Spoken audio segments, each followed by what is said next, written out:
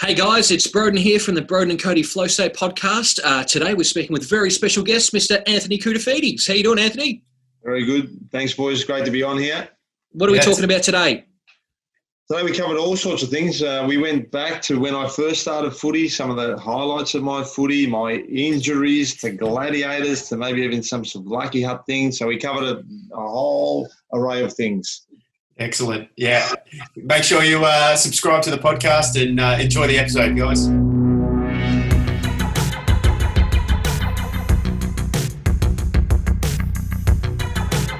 Anthony Koutoufides, thanks for joining us, mate.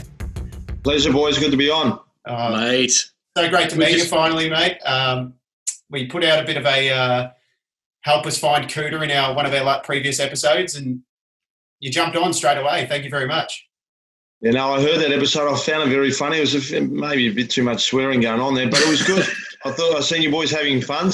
And the nice words and kind words you were saying about me, I couldn't say no. So I'm on. No, we appreciate it, mate. And by all accounts, it sounds like you're a pretty decent bloke. You know, I've had a few people that have had positive run-ins with you. I actually never heard a negative run-in with you, so that's a very good thing too, and we appreciate that. I don't know, but there's always haters out there somewhere, so don't worry. I'm sure. I try. You know what? In all honesty, I've always tried to be myself the whole way through, even when I played footy, and I never see myself above anyone else, and I was always taught that by mum and dad, and I think that sort of paid benefits for me. But there's always, the couple out there that would have their say or whatever. But I know myself deep down inside that everything I try to do the very best that I can. Mate, we can't deal with tall poppies, you do the best you can all the time. That's all you can do. Correct. Well, I might as well jump into a couple of things we were going to talk about with you, Kouta. Obviously you're famous for your footy career, but I'm a person who knows nothing about football. You are the only thing I know about football from when I was a kid. Like, I just remember seeing the branding with your eyes on the, like all your stuff going around back in the day. And but like Cody's a footy bloke. I'm a Carlton supporter. His name on PlayStation is actually Kouta Jones. Yeah. Instead of Cody Jones. I inherited a nickname after you, Kouta. I can't remember why, but it was a long time ago when I was young, and it stuck. Really? Is when you were playing footy then? Yeah, it was a footy thing back in school days, and yeah. Unbelievable, mate. What were you picking up? Were you picking up the ball one hand, or what were you doing? It must have been something like that, or maybe I was just I was a big Kouta just a fan. Stud. It was just a massive stud. Yeah. You got brought up Where did it start for you, Kouta? Like, what got you into footy to begin with? Like, was it part of in your family? Because it seems to be the Australian pastime, but it missed me. Like, I managed to completely skip sport and go into different stuff. So how did you get into this? That's weird, bros, because I thought maybe you were from a different state or something. But it's funny you say that, because both my parents migrated from overseas. My dad was actually born in Egypt, but of Greek background. Mum was Italian. They met here. And I fell in love with the football at the age of 8. I had an older brother, Paul, at 9. And so we just loved it. And people say, why not soccer, Kouta? I was just never interested in soccer. Footy was like iconic for me, although I had migrant parents who had no idea about the game. To me, it was football and cricket. That was the Australian way of living. I was born here, and that's how I seen it too. So I went down to a local footy club, tried out. Mum and Dad didn't want us to play, didn't really take us to the games when we initially played. Eventually, my dad started taking us. Mum came along. They never missed one game. They fell in love with it, and they're my biggest supporters, and the game changed our life forever, really, and it helped us as European families to be able to blend into the Australian way of living. And that's how I fell in love with that game at the age of 8, because when I went into and started playing AFL footy, the perception was that Kouta was more of an athlete, and I had a great athletics career. It was more of an athlete than a footballer, and everyone thought that I just took up footy in a later stage of my life, but I didn't. I started at the age of 8 and had a lot of success with it too. Even at primary school, in grade 4, I was playing against the grade 5s and 6s, so the teacher would ask my older brother, Paul, and say, ask your brother if you want to play with us. And I was like, no, wait, Paul, I don't want to play. And they kept nagging and nagging. Eventually, there I was playing a full forward in grade 4 against, grade 5s and 6s, around when footy back then it was known to have a few little brawls here and then. So that's how I started. So apart from my first year where I had no idea, I remember the coach saying you're playing back pocket. I had no idea. They said, just go stand over there. I don't reckon I moved from that spot for the entire game because I had no idea what. And then I slowly learned it. Then by, the age of 9, started playing good and just kept improving after that. So that's how I sort of, fell in love with the game of footy. And I'm surprised, bros, that you didn't like it. You know what I mean? Didn't follow it. Yeah, well, as you probably full well know, is that grade 5s and 6s can be fair little shits on the footy field, and I wasn't prepared to deal with that. So. Don't worry, mate. I got bashed many times, and I'm lucky I had my older brother, Paul, who he would go, I don't know, something just, they say white line fever. If he see me getting attacked by any other players, he would just run in like a madman. I never seen anything like it. So in year 8, he was year 9. We played the Kouta Cup. This is for you, Codes. And we played against, I was a Layla High boy. I think we played, must have been the Carlton zone, so it might have been all the northern suburbs that were in the Carlton zone. I'm not sure. And we came up against the school. We played around Robin. And they were sitting on the roof watching us the game of footy. I'm taking all these marks. When it came game time, against me, here I'm this skinny kid, still not quite matured. There was about 6 or 7 that just, attacked me. Yeah. And they were throwing me around. I was just like trying to protect myself. And then all I seen was this big dust. My brother was like in tears running from full forward. And he just came in, just started swinging. It was, that's why you didn't play, bros, because of this. But it was actually fun being part of that. And that's what footy was all about back then. Yeah. It was a big part of the game, I reckon, was that that aggression comes out. Yeah. It's getting stamped out of the game now. But did you find in your professional career that you had much of that on the footy field? You always seemed like sort of a gentleman of the game, as opposed to a lot of other players that were playing throughout your era. Yeah, if we're talking senior footy, look, it settled down, I guess, in the mid-90s, late 90s. It just started to settle a bit, but it was still brutal. Growing up in the 80s, it was a tough game. And there were some big kids, and if they didn't like you, mate, or you were a good player and they attacked you, you knew about it. And there was some days, don't worry, I just wanted to go home and wrap myself, around in my bed, mate, and just have a hot milk and teddy bear biscuits and go and relax. So it was a very tough game, and hence the reason why when I had to decide between athletics and footy, it was a tough decision because I knew athletics, mate, there's a starting line or there's what you have to jump over or that you have to jump longer or higher or whatever. It was easier than something like footy that you had to go out there and actually be a man. And so it took me a little while to decide in which way to go. And obviously I picked the right thing by choosing Carlton. Yeah, absolutely. So going back over... going back into your career there, you played in a premiership in 1995. Would you have ever thought that would be Carlton's last premiership until where we are now? It's been a long road.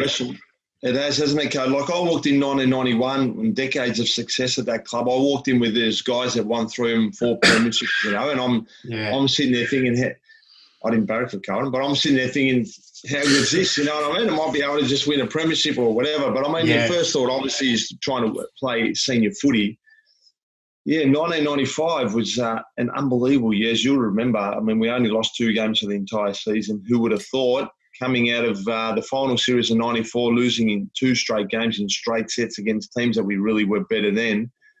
And when I won, I'll be honest, I thought I was going to win another, I won't even say 1, 2 to 3 premierships by the time I retired. We had that good a team, and even our younger players were that good and our club culture was that brilliant that we just thought this will continue on.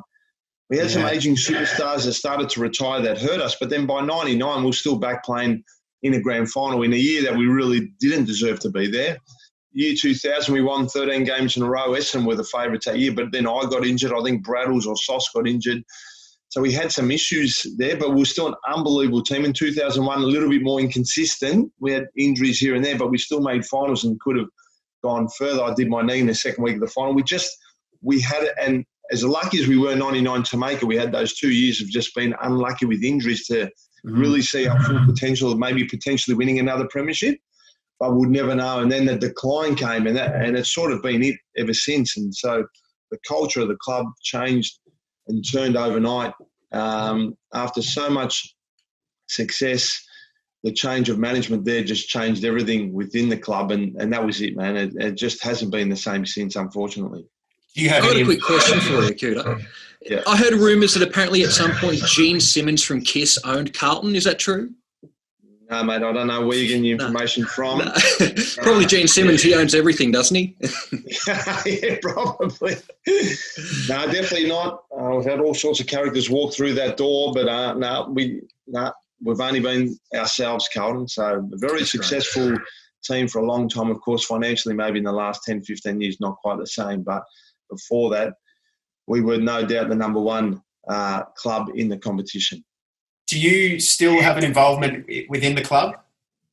No, I don't. I haven't been since I retired. I tried to get back in there in 2008 for the 2009 season, so I retired in 2007. I needed a year off mentally, all the doors were closed for me there. I even offered to work for nothing to help out the club to give back because I felt like I owed the club. But I'm not sure. I had mates in them, ex-teammates or whatever, but there was just nothing there for me. So it probably, there was a little bit of tension, I guess, between me and maybe a couple of those players then. I'm over it now, but it would have been nice to have been involved at the footy club in a place that I loved when I walked in at 14, the age of 14, in their development squads and went on to play, until I was 34, 278 games. I thought there might have been something for me to do there to give back to that club. Of course. Footy, when I played in every position on the footy field, I felt like I had plenty to give to the players and maybe teach them a thing or two, but it wasn't to be, and that's the way it goes, and that's life. And life teaches you, because I stayed loyal to Carlton for a long time when, I had options to move if I wanted to, but my love of Carlton, I would never have done that. Maybe at the end of my last 5 years, if I wasn't on my contract then, I probably would have left because I wasn't happy. But definitely times of when things were going well, there were some big offers that came in, but I stayed loyal to the club. But look, it teaches you. Will you just let us know who we need to sort out, mate? Because, if you need someone taken care of, we can get you back in there by the weekend, next weekend, mate. You'll be in. I finally found you boys. I found the right boys. I knew I was on here for a reason. And you'll have no one to play against because you're not allowed to touch anybody at the moment. But I'll send you through the names later, boys. No worries, mate. Thanks. Going back, touching on your when things were going good for you in your career, one thing that springs to mind for me and a lot of my friends basically anyone who's an AFL fan, is going back to that 99 preliminary final. Just to butt in real quick, not that Cody's saying that things aren't going well for you in your career now. He's just saying that at that particular point, that was like the business. Yeah, just thought I'd add that. Going back to that, we've had a few people want us to ask you, what was your mindset going into that last quarter of the 99 preliminary final? It's one of those games I go back basically on a monthly basis and go and watch that last quarter as a Carlton fan just to relive something.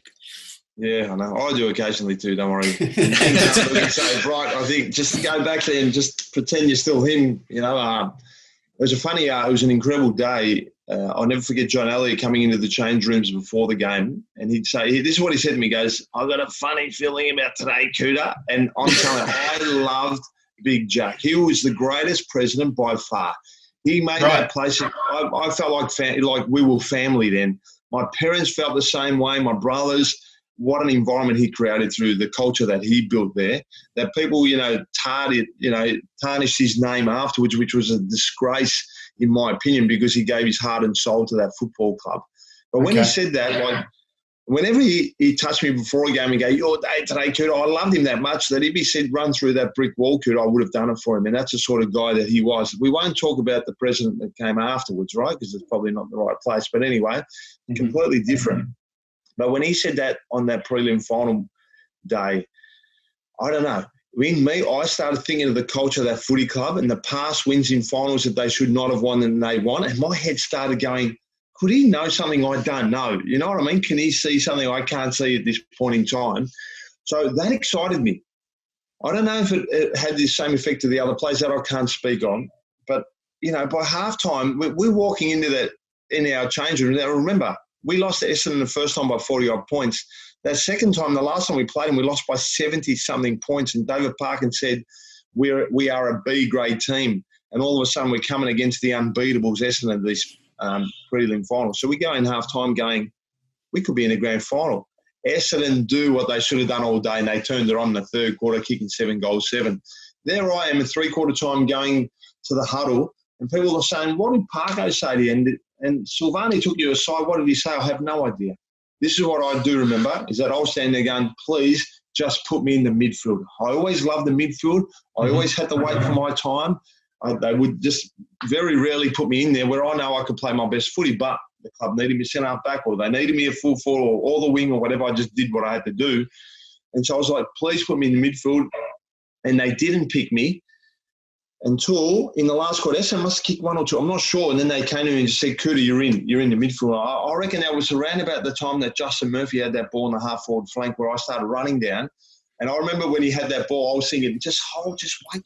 And I reckon he could see me, and I was sprinting as hard as I could. You could see you across the other side of the ground, sprinting up the ground. Yeah. Yeah, well, that must have been the time that they said you're in the middle, Kouta. And I remember sprinting. Like, when Murph kicked that ball, I was sprinting as hard as I could then. And then it came in, bang, and that was the mark. So, yeah, and so I had a great feel that day, and we do that sometimes as players too. And I felt like almost like I was in the cage down at the in defence, because I was like, there was more to give, but I was stuck because of the coach's instructions to be down in defence. And so when I was let loose in the midfield, man, it was game on. And you still had a bit left in the tank. Yeah, I had, yes, correct, coach, and I could have. The way I was feeling, I probably could run another 4 quarters out. You know what I mean? So that's fantastic. How good you feel some days. Now, a friend of mine, Ash Sim, says on that 99 prelim, but apparently at that point is when Rex Hunt was going, quote, ape shit. And that's his favourite all-time game. It's likewise, I think a lot of people go back and just see the massive comeback that you took and drove through. You know, it's Ash, the guy who mentioned the thing about Rex Hunt. He's actually the guy who got me. See, that's the thing, is I've never been like a footy guy, but I've always regarded myself as a Carlton person, just because my mate Ash took me to my first game, and I always hung out with those guys. And you know, it's a pretty special thing. But yeah, what a mental time for Rex Hunt to be going apeshit.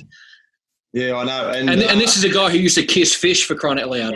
Yeah, I know. But he was one of the great commentators. I think he used to say Kouta Koutoufides or Fighter Meaties or whatever it was. But, you know, we all loved Rex back then because he had a certain name for everyone that played.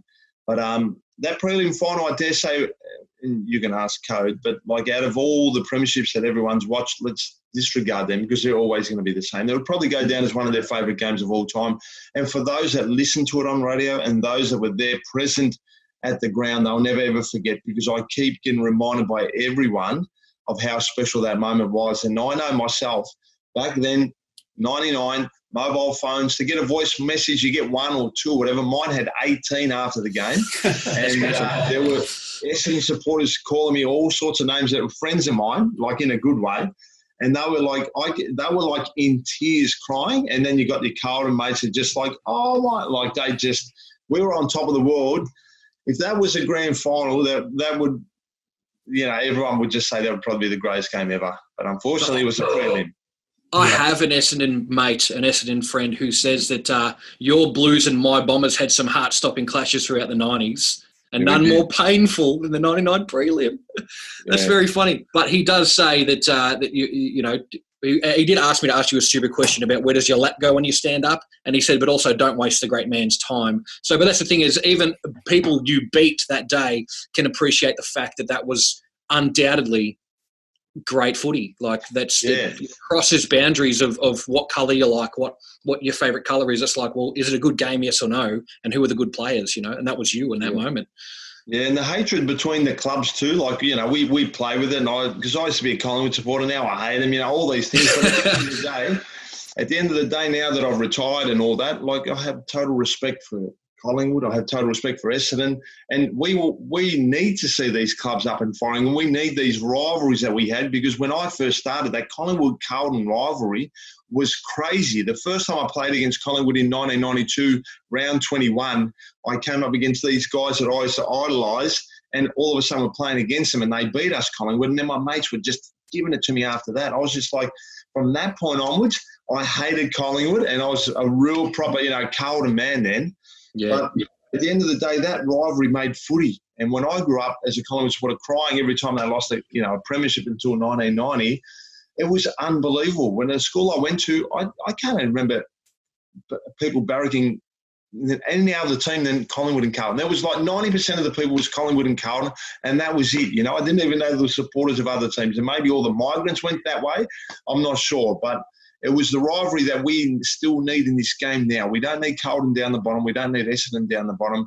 Richmond are up there now, whatever, but we need the Collingwood, and so is Collingwood. We need those three in particular. I mean, Richmond have come good now. I didn't even know they had supporters until, 4 years ago, but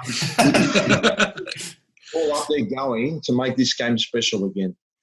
That's great. Yeah, I agree with that. Just to bring that energy that seems to be missing at the minute back into the game, back into the grounds.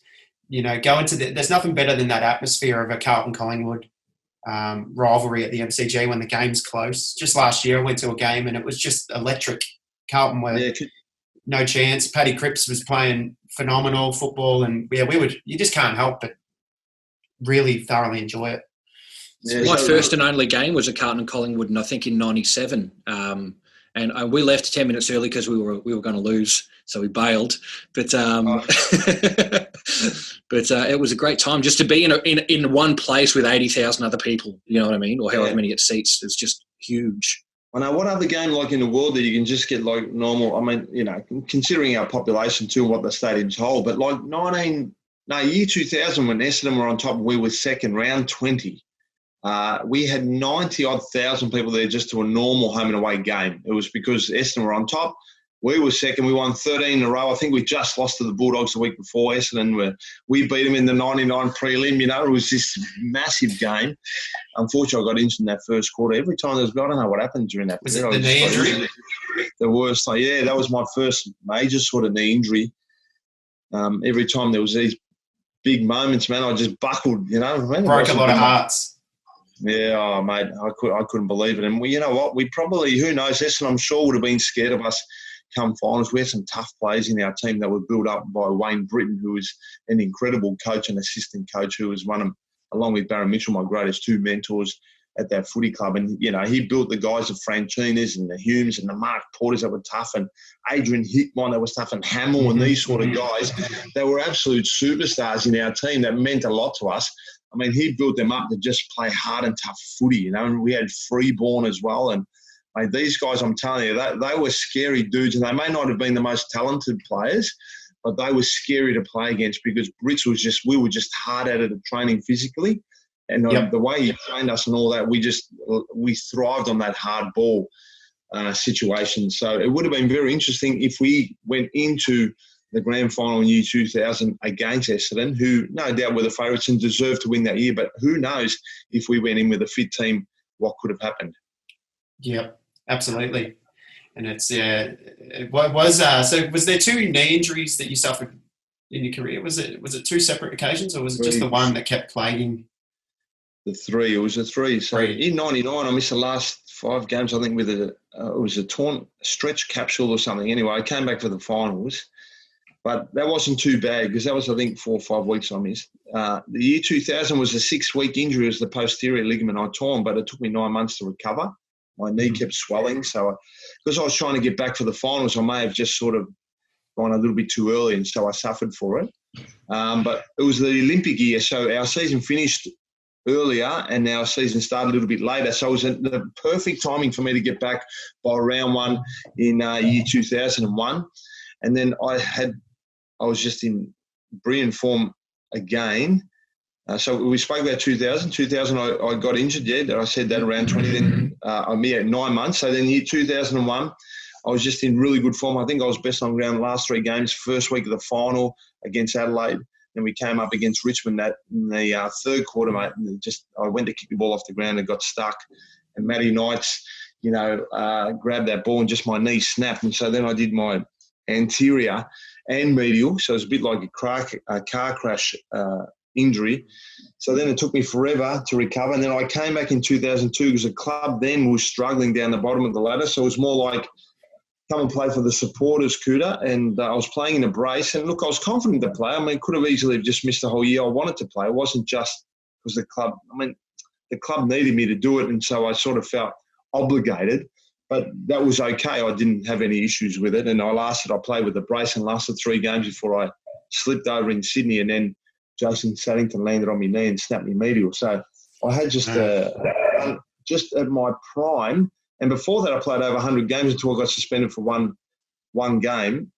I played over 100, so I really didn't miss too much. And then that period came where I was just, I kept getting injured. And they weren't like just normal. They were just freak incidents, you know what I mean? It wasn't like something, my hamstring just snapped or, anything like that. It was more just the crash and stuff, that stuff. Yeah. So unfortunately, it was just, I don't know why I went through it, but I did at the peak of my powers. And I think it was Robbo that tweeted something.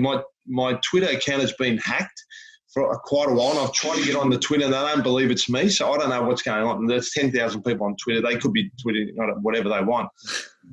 Mark Robinson wrote something to say that 99 to 2000 sort of period was the best sort of period that he's seen any other player, play. And so when I was at my peak fitness and all that, the game was enjoyable for me, and when the injuries came, it was very, very hard.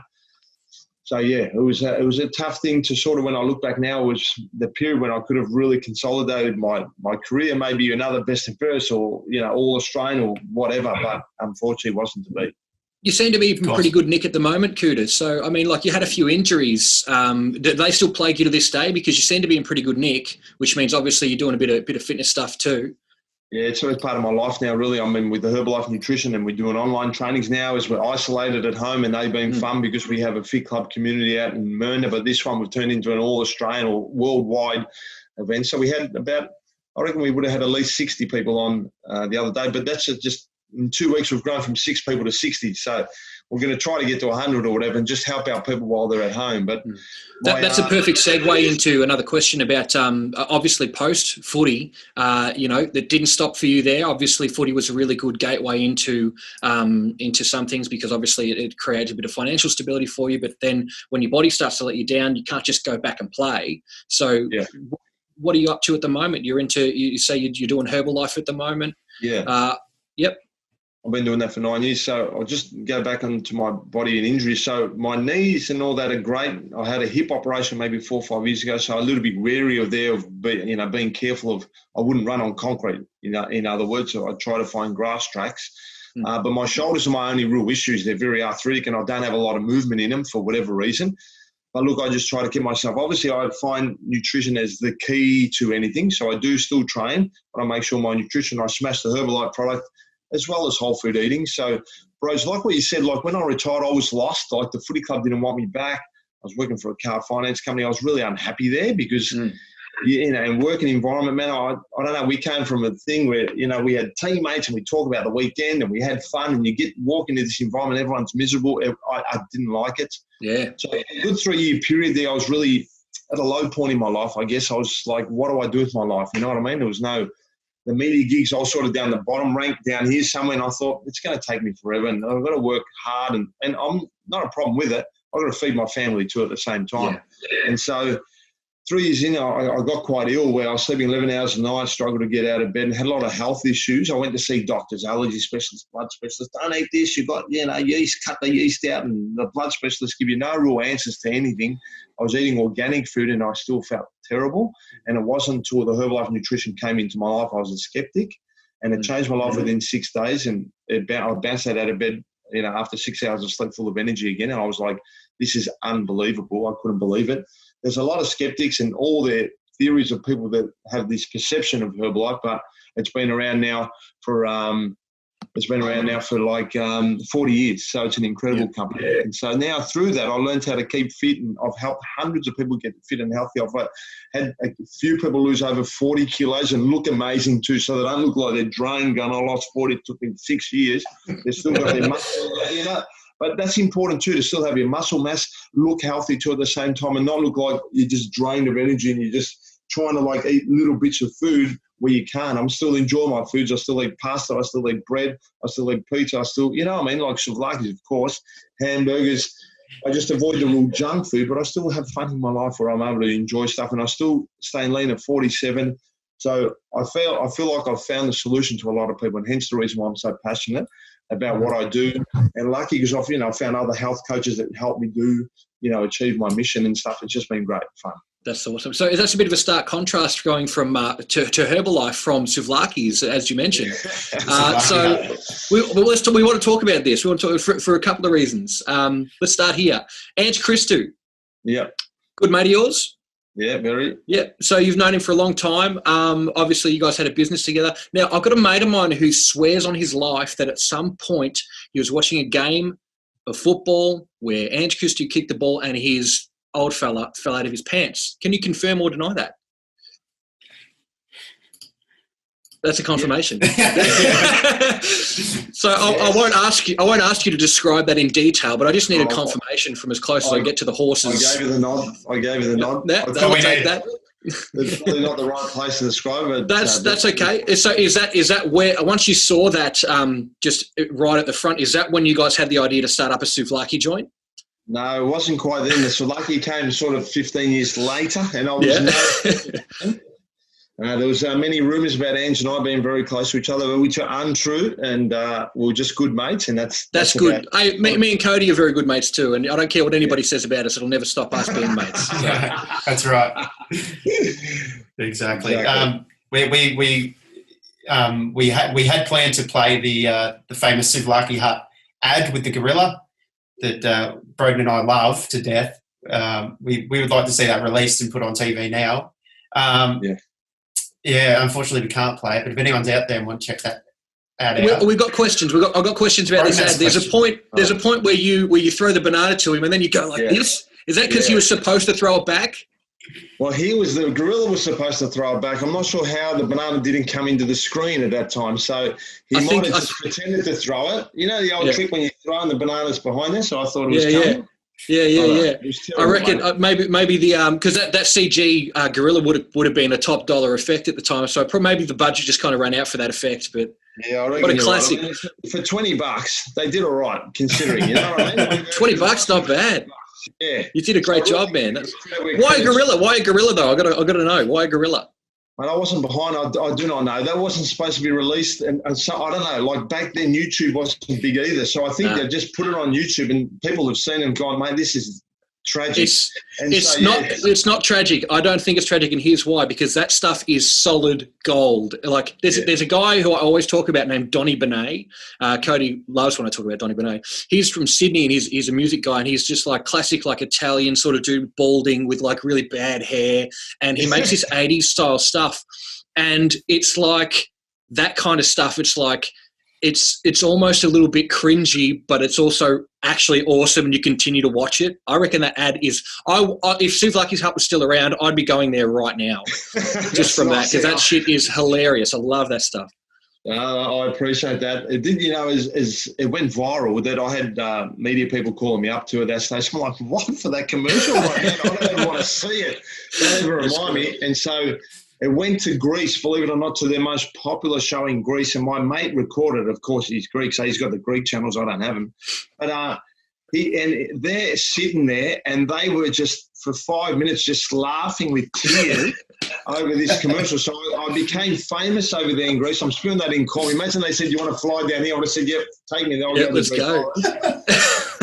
ABC had a Brown Logie Award for the worst commercial or whatever and I got voted number 1. That's and they wanted me to go on the show, but I was just like, man, I've just finished up on Super Hut. I don't really want to go there right now. And so it's been a bit of fun. And every time I feel like, it's just going to be quiet, just someone just grabs it and it goes viral again, and it just goes. Really just putting fingers in the wound and twisting, No, I really don't care. For me, just any publicity, as they say, mate, it just gets me out there, and the younger kids are like, "Oh, who's this guy?" So that's fine. But that's the good thing, is it's a good gateway for people to discover you in that sense, and then figure out what you're up to now. And for example, I mentioned to you just personally before that you had a bit of a day with one of my mates, Matt, doing a photo shoot at the Lexus headquarters. Yeah. So what's your involvement with Lexus? Is that all about the free cars? Because I'm down for a new car, so.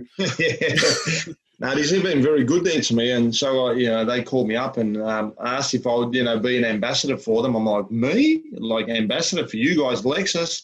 I'm like, yeah, man, no problem. So the guy there, Joe, who's a great guy, he's a Carlton man. Of course, see, if you're good to people, this is what happens in return. So I'm very lucky I get to drive their Lexus around, and they have got, I think, their number one dealership in Australia, number 1 or 2 or whatever it is. So they're a fantastic unit there. And if you have a look at their, culture and the way you can understand why they are number 1. So I'm very lucky. I can't deny the fact that I am very lucky to have them on board. They're doing it tough now, though. And, there's many that are doing it tough at the moment. So I just hope that they get through this all right. I mean, it's not an easy period for them.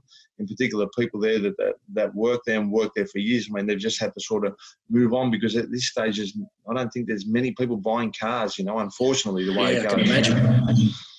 So about that, with the whole ISO stuff, we're all got to stay at home for a little while. What are you getting up to in that time? You're normally pretty self-motivated. Do you work a lot from home? Yeah, I was working from home anyway. My distractions were taking kids to their sporting activities and maybe sometimes catching up with mates at cafes or whatever. So I'm pretty much working from home. For now, it's just giving me more time to really be more committed. I see, I think of people like Nelson Mandelas and these sort of people that have been in prison for so long, that what they did, they just worked on themselves every day to get themselves better. So by the time they got out, mate, he all of a sudden became Prime Minister. Some people in Herbalife have had, those sort of backgrounds where they've ended up in jail for whatever. They've had the upbringing in the wrong areas, but they've changed their life after that by just working, reading, personal development, getting themselves better. So I see this period in that way for me as well, that I get more time for myself, my family here anyway.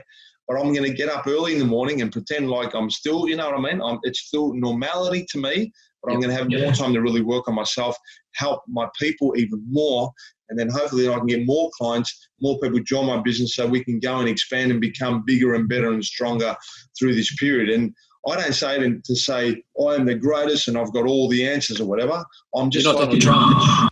I'm definitely not Donald Trump, but I work on myself every day to get myself better, and that's what I do. And I love it too, because the day I stop learning is the day I know it's not worth living, in my opinion. So I just keep trying to get myself better every single day.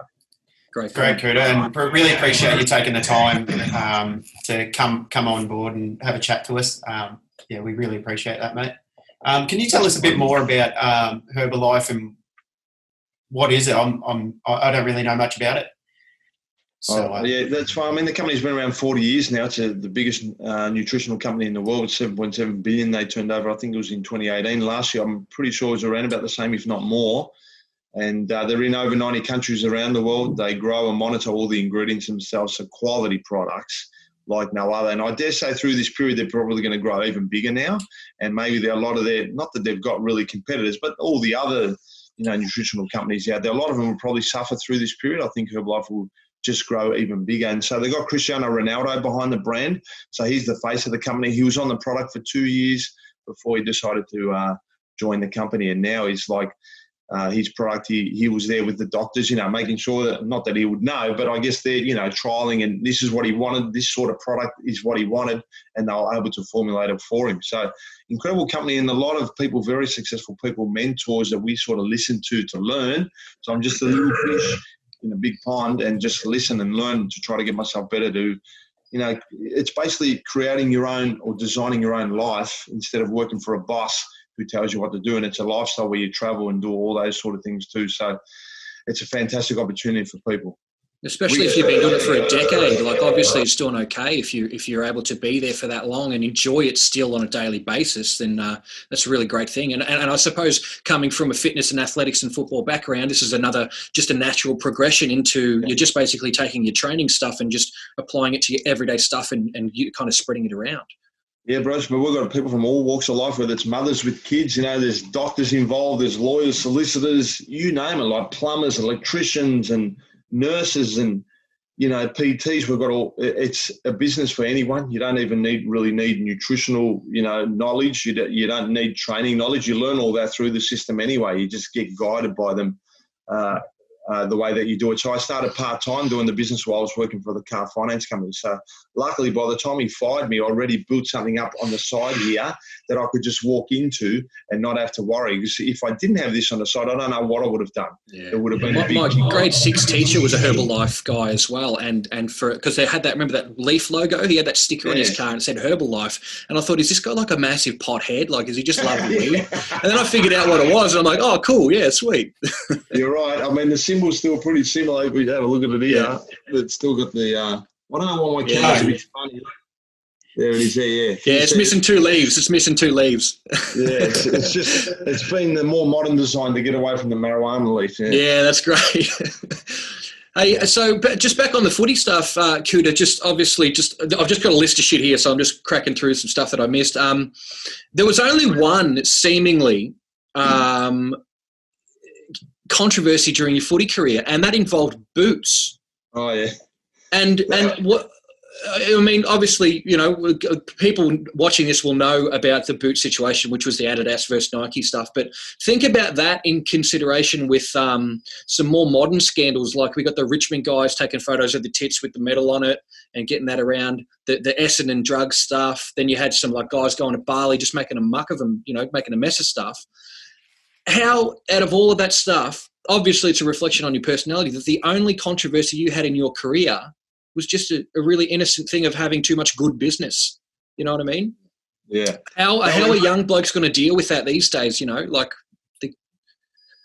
I'm not sure nowadays. I guess we went through a period or an era that I guess we just had to accept things, and now I know there's a lot of mental issues, which is very tough on kids. But like in my life, man, I can tell you, if I look back now, I think I went through a lot of those things too, but just accepted it as part of life and just continued going and learning experiences. So when you have obstacles, you become better from it afterwards as you get through it. But that boot saga was probably, I reckon it was the time where I had to stand up to the bully, and that was probably the Carlton Football Club who, when I first started, I was on minimum rate, wage of $7,800, and it didn't really grow. That was the first 3 years, and then it didn't grow too much. And I'm hearing other players on more money, and eventually it was like, man, I'm a premiership player here. I want, more money.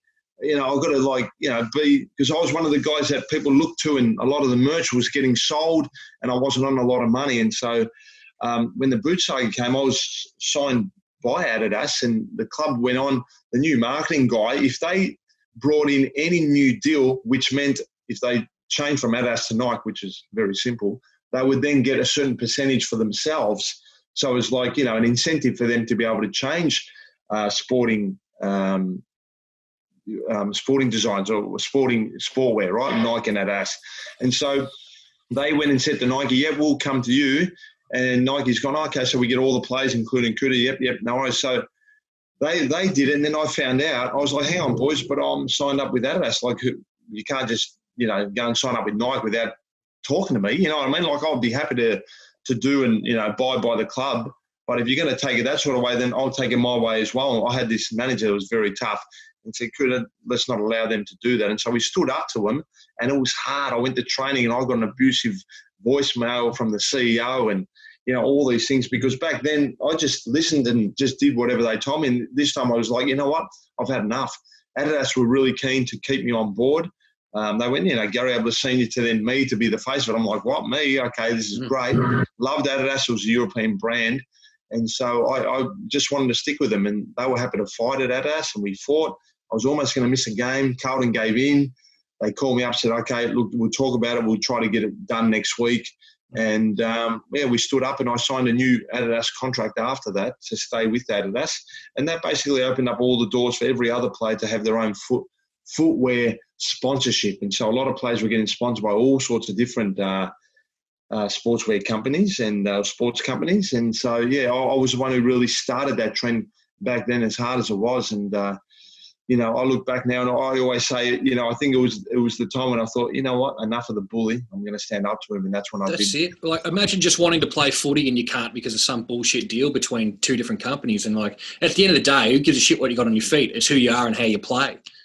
Yeah, and the footwear does make a difference, don't get me wrong, but I wouldn't know if Nike was any good because I was just wearing Adidas anyway. Yeah. But, and I think it was important too for the club to go, you can't just change over a sport company just because it's all monetary for you guys. What about the players as well? And so it was awkward. I'll be honest, it was very awkward to run out there the next year wearing Adidas boots while everyone else is in Nike. Well, I can see you're wearing a Nike shirt at the moment. So yeah, I know. That's not great, is it? I know. But we can cover that up. Oh, mate, yeah, please do. I don't have any affiliation with anyone now, so I'm all good. But although Adidas still, look after me, and they're still a great company, I still love them. So that's great, mate. So we've got a few viewer questions, and then we can wrap this up, Kouta. just a few people have written in with some questions. So first one would be, what do you think of Carlton's current list, and when do you reckon their next flag will be on their current trajectory? That's from Roy McCluskey. First, we've got to start playing footy again, don't we? Look, I thought this year would have been a year where potentially they could have played finals. Their pre-season was terrible at the end, so I don't know. But then again, pre-season doesn't really tell you a lot. So I think their list is so much better than what it was before. I think the people they have in the club now is a lot better than what they had before. So I think they're starting to build a better culture. But look, at the end of the day, we've got to see it on the field. Teague did an incredible – he was the messiah. I mean, what he did last year to turn the club around in that short period of time was incredible. And whether it's sustainable or not, I'm not sure. But Teague thoroughly deserved to get the contract that he did. So only time will tell. I mean, there's still – I want to see this club back up and going and firing. I love the club. My son, my youngest boy, Lucas, loves footy, but like sometimes he gets fed up, and I can understand too. He wants to jump ship sometimes. But I'm hoping now that boys, when they start playing, we can start to see a little bit of success. I don't know if it's going to be this year or not, which is very sad in what's going on with the AFL too. But we just got to accept the circumstances the way it is now. Yep. Yep. This one's another viewer one. It's not necessarily a question, but it's from Benita Arnott. She says, for my 10th or 11th birthday, all I desperately wanted was the cover-up Kouta framed print. To my excitement, I did receive it and I hung it on the wall over my bed, where it remained for a number of years. No question. I just wanted to share, but I just wanted you to explain that. That's very nice. But yeah, no, it was mate. I should have been a model. I should have been a model back in the day. Still cool, mate. Like I said, I'm not trying to hit on you or anything, but you're a pretty fair looking bloke. I'm saying. Thanks, man. I'm not sure about that. The wife doesn't probably agree anymore, but thanks for your really? It's always good. It's good for the ego to have words like that. Absolutely. But yeah, I got asked, like, it was funny, before I even played senior footy, one of the guys was a Kouta man and must have seen, when I started doing weights, I started to put on like 6 or 7 kilos or whatever, just in a pre-season. All of a sudden, I put on a bit of size and started to get, a bit of shape and had the abs. So he came to me and said, mate, I'd love for you to model for us. So I was in this poster with 3 other guys. I'm standing there on the wall and it sold like crazy. So then the calendars started to come in. And I was asked, to do all that, and he did posters and things. It was a big thing back then for people to have even posters in a frame, wasn't it? You go to the markets and you could find them there, and everyone was loving these frames of people, and so I was very lucky. And those Lexus photos that you just took recently just look like, I didn't even recognise you in that. You look smooth as hell, just like checking out cars and stuff like that. And those are those ones you'd stick at the Vic Market in a frame, put $50 on, make a fake Kouta signature on there. That's what I'll be doing in the next few weeks. I'll be making fake Kouta signatures. Oh, mate, it's amazing what a photographer can do, eh? Gets the right angles and all that. He was unbelievable. Matt Kimpton is amazing. Yeah, so my shout out to Matt, because he was seriously, for a guy who just, I thought, whatever, he took some ripping photos. I've got them. I posted one, but there's like a stack of them that I can post. I can't wait, actually. Yeah, they're excellent. I found out through Matt's Instagram that you did that, and I'm like, oh shit, I'm going to be talking to Kouta soon. Yeah, that's awesome. He's like, and that's the thing. Another guy who said Kouta was just the best. He was such a nice bloke. He was just great. So I'm really glad to hear that you guys got along. Yeah, no, he was fantastic, mate. He really was. Kouta, did you practice palming the ball with one hand, or did it just come naturally? That's from Stevie J. It just came naturally. It's funny because they've been playing one of the old games, I think 93 round 2 was my 8th game, and I got tackled, and Andrew's like, you idiot. He goes, what happened? He goes, mate, usually you're palming him off and all that. I had to look at the highlights. I don't know why I didn't put the palm out. I had no idea, but it was just something that came naturally to me. So was the picking up the ball with one hand. My older brother, Paul, got a letter from his teacher in grade 6 to Kouta, the only kid to pick up the foot in one hand. I don't know how we did it or why. We couldn't afford footies. We had a small one. Maybe that was the reason why. We weren't allowed to watch the replays on telly because Mum didn't like footy to watch. She enjoyed watching us, but didn't really like it on the television, so we'd listen to it on the radio. So I have no idea, but I just played. The first time I did it against Collingwood, round 21, 1992, against Jamie Turner, was next to me, and I just shrugged him off and just went like that and grabbed it and just kicked it like that. Everyone spoke about it after the game. I didn't even know I did it. And they were like, mate, you picked up the ball on hand. I was like, did I? I don't even remember. I had to actually go back to see it and went, oh, okay, yeah, I did. But to me, it was like, okay, but to everyone else was like, oh, my God. It was no amazing. one's doing that, yeah. Absolutely. Yeah, and everyone started doing it, and people tried to do it, I think, afterwards and whatever, but no one's been able to quite nail it yet, which is good. That's good. Do you think there can be any innovations in the game, like coming up? Obviously, there's rule changes every now and again, but like, there's never going to be another first guy to pick up a ball one-handed, unless he picks it up with his feet.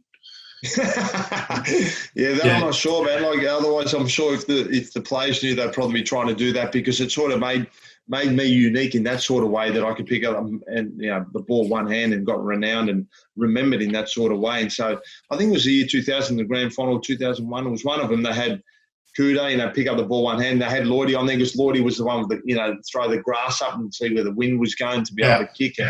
They had the Dipper on there, so they got Dipper, Dipper obviously with his mow. These days you get fined for wrecking the grass, 2-game ban. You would. You would nowadays, wouldn't you? Yeah, fantastic. So I had just another quick isolation question for you, Kouta. We're all at home. Some of us want to make a souvlaki. What's the trick? What makes a good Kouta souvlaki? Oh, man, I actually don't really cook. I mean, souvlaki was a lot easier because everything was just sort of, heated up. Ready to go. So it was a lot easier. But I think, look, obviously the good quality, lamb or chicken that you get, mate, it's not much to it. The pita bread makes a big difference. If you get a nice one, you heat it up beautifully.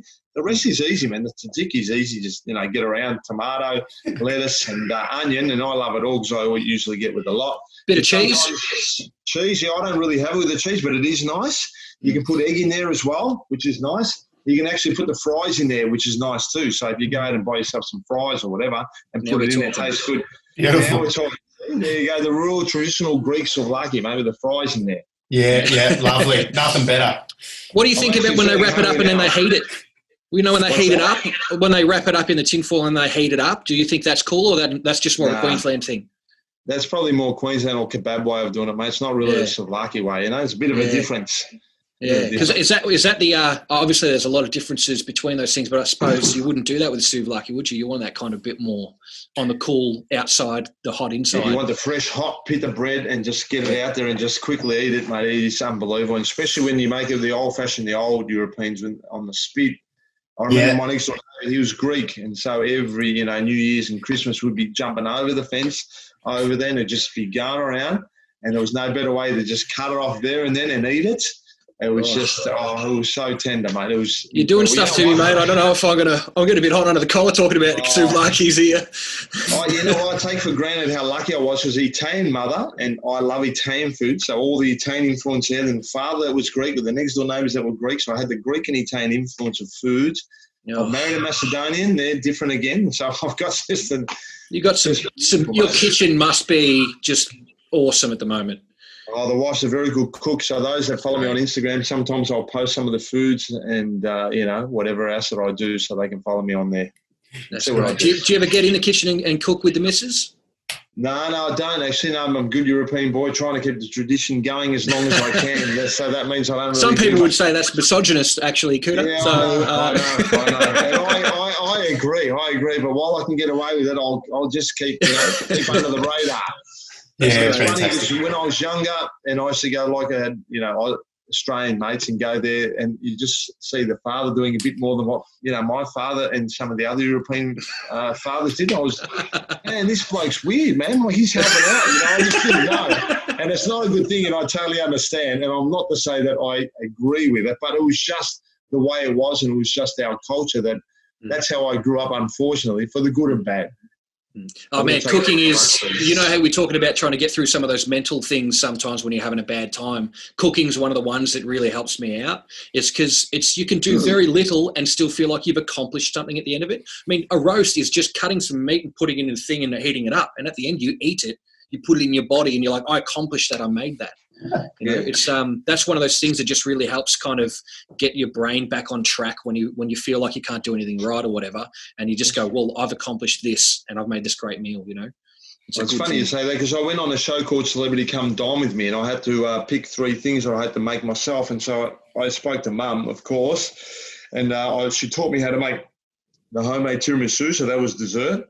It was a chicken casserole sort of dish that tasted beautiful with like some of the stuff with bacon in the chicken and all that, with some of the vegetables cooking in the wine sauce. That was really nice. And homemade gnocchi. So I did that. I came second. Steve Price beat me, but I reckon gnocchi's hard to make, man. So I reckon you should have come first for just attempting that. Yeah. He actually just bought the meat and went out there, and it tastes good. And the other salad he did was nice. But I'm thinking, mate, you just bought the meat. Like I was putting things in. Steve Price bought that. He bought that win. You should take that up with Pricey. Right. What was the price? That's what we want to know. The price was nothing anyway. It didn't really matter. No, I mean the price, the Steve Price. He's paid up. That's what he wanted to know. Price like that, yeah. Well, yeah. Whatever it was, it got him a win. Yeah, it did. Day, so. Cody, you got any more extra questions there, man? I think I've almost exhausted my supply of viewer questions. I think that's it. I got one more, just a real quick one from Darcy Coffey, who's a big Kouta fan. He sent me a photo of your book. Does that count as piracy if he sent me a digital copy of your book? No, not really. So he says, was being on Gladiators, the TV show, fun as hell? Yeah, it was. It was fun. I met some interesting characters, the other gladiators who had ripping physiques. And Vulcan. No, he was on the first one, actually. He wasn't on mine. We had Thunder. I don't know if you remember Thunder. He was Australia's strongest man. He was 135 kilos of muscle. Yeah, you remember? Big fella. Mate, he was strong. And so, that was a great experience, that one there. And, of course, against the competitors. But, look, it took a 3-month period for us to be able to film all that. And we trained I don't know if it was 3 or 6 weeks. It was hard, yakka. And it got us really ripped because they gave us a diet and whatever, but it was real strict that any day we had off, I went to the Italian area of Sydney and just had the biggest bowl of pasta because I was missing. I needed pasta in my life. But it was interesting. Unfortunately, the global financial crisis came after that, so they had to can the show because it was so expensive to film. But we had good ratings back then. It was good fun. Now, did Mike Whitney have anything to do with that? Or was he the early Mike Whitney? Was he earlier season, or did he come back for this one? He was the first one. We had Tom Williams on our one as the MC for our show. Yeah, I've actually got a picture of you here, Kouta, looking ripped as hell. Look at that. I'm not going to draw too much attention to that, but let's just check this out. You don't look any different to me, mate. I can see your forearm there. You're stacked. Yeah, no, back then, mate, I was lean because of the diet they put us on, mate. There was no sugar or salt or anything, but not sustainable in my opinion. You know what I mean? No fun. No fun at all. But I think I was going out there pretending I was playing cricket down there. We put down there. It looked pretty big, didn't it? My uniform. Are you still talking about the bat or what? Yeah, no, I was talking about that photo you just zoomed in on. That's it, mate. Hey, look, I'm not saying shit, all right? I'm not taking this any further. I don't want to be your new Ange Christou, okay? No, you're right. Yeah, no, let's move on to that. It was terrible, yeah. Groggy. Well, I suppose that'll wrap us up for today. Cody, you got anything to add? No, I think that's it. Once again, thanks a lot, Kouta, for coming on. We really appreciate it. If you're out there watching, thanks for listening to the Koutoufides episode of Flow State. That's the Broden and Kouta podcast. Yeah. Boys, I was a little bit hesitant, but it's been a lot of fun, mate. You guys are awesome, man. I wish you all the very best, and thank you for inviting me on your show too. And thanks so much. Thanks for your support too, mate, over my years too. Absolutely, Kouta. Yeah. I just want to straighten out. I have supported you over the years. You're the only person I know in football, so I'll take some of that too. Thanks. Thank you. Thanks to you too, bros. Thanks, mate. It's very funny. All right, guys. We'll see you next week. Thanks, Kouta.